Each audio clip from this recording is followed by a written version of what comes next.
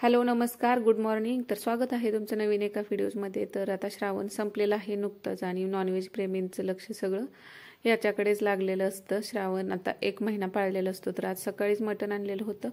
तर इथं गावात आमच्या वाट्यावरचं मटण भेटतं आणि सकाळचं मटण बनवायचं म्हटल्यानंतर गडबड जास्त असते, कारण 10 वाजता जेवून जायचं असतं। तर यामध्ये मी मटण कट करून घेतलं होतं बारीक आणि हळद मीठ लावून याला छान मिक्स करून ठेवलं। आणि यामध्ये आता वेळ असता तर आपण पातेल्यामध्ये शिजवू शकतो, पण ज्यावेळी गडबड असते तर पातेल्यामध्ये मटण शिजायला भरपूर वेळ जातो। मग निवांत वेळी किंवा संध्याकाळी बनवायचं असेल तर ते आपण बनवू शकतो।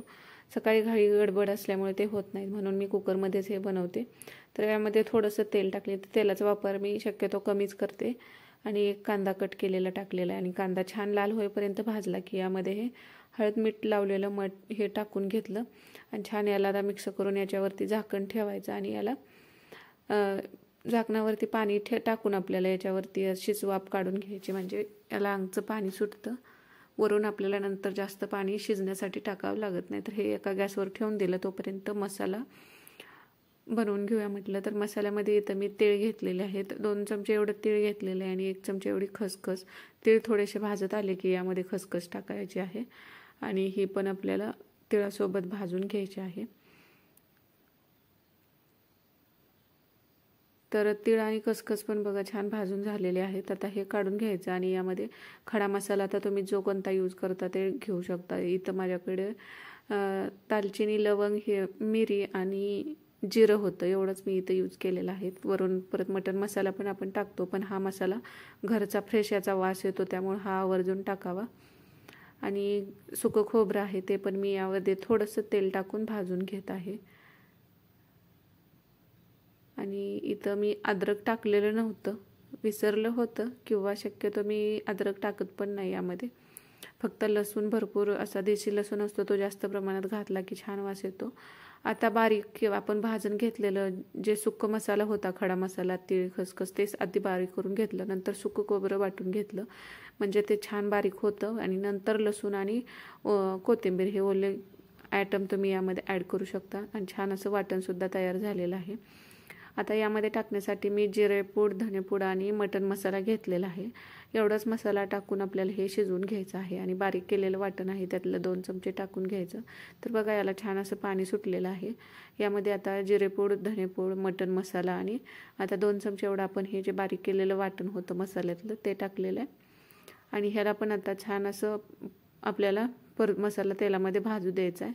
जे त्याला पाणी सुटलं त्यामध्ये शिजू द्यायचं आणि नंतर छान 1-2 वाफ काढून घेतल्यानंतर त्यावरचं पण बघा पाणी गरम झालेलं आहे आणि हा मसाला पण व्यवस्थित आता भाजला गेलेला, म्हणजे आपण जे टाकलेलं आहे ते छान शिजले।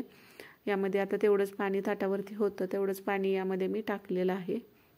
आता तुम्हाला मिठाचं पाणी जास्त काढायचं असेल तर मग ते टाकू शकता, तर मी मिठाचं पाणी काढणार नव्हते त्यामुळे तेवढंच टाकलेलं आहे। आणि त्याला कुकरला तोपर्यंत 3 ते 4 शिट्ट्यामध्ये हे मटण व्यवस्थित शिजलेलं आहे। तोपर्यंत भात भाकरी पण बनवून झालेले आहेत।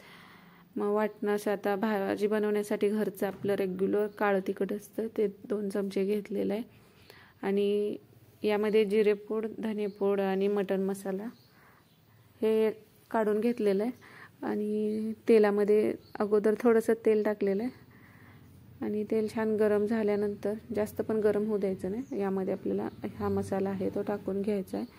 म्हणजे मसाला तेलामध्ये छान भाजला की मग भाजला जातो।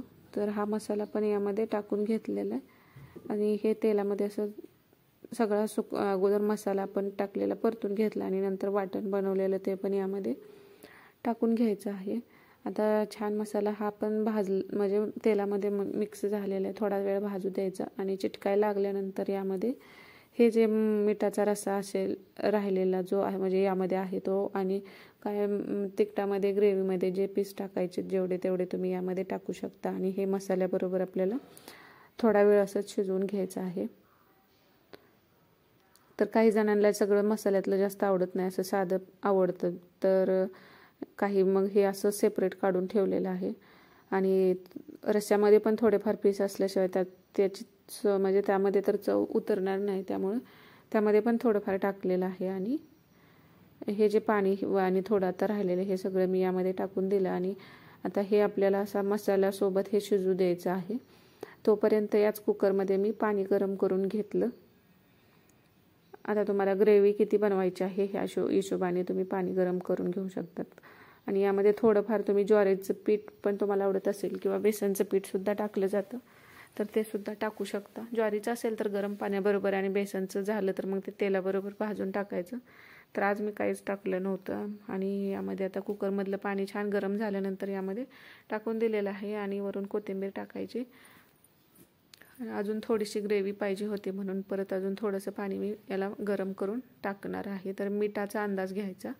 मीठ थोडंसं बघितलं आणि मीठ कमी वाटलं म्हणून मीठ यामध्ये मी टाकून दिलं. आता आपल्याला हे अजून थोडंसं पाणी मी गरम करून टाकलेलं आहे. यामध्ये गरम पाण्याचाच वापर करायचा आणि छान असं बारीक गॅसवरती थोड्या वेळासाठी शिजू दिले तर मस्त असं मटण तयार झालेलं आहे. हा व्हिडिओ तुम्हाला कसा वाटला ते कमेंटमध्ये नक्की सांगा आणि तुम्ही मटण कसं बनवतात ते सुद्धा नक्की कमेंटमध्ये कळवा. धन्यवाद.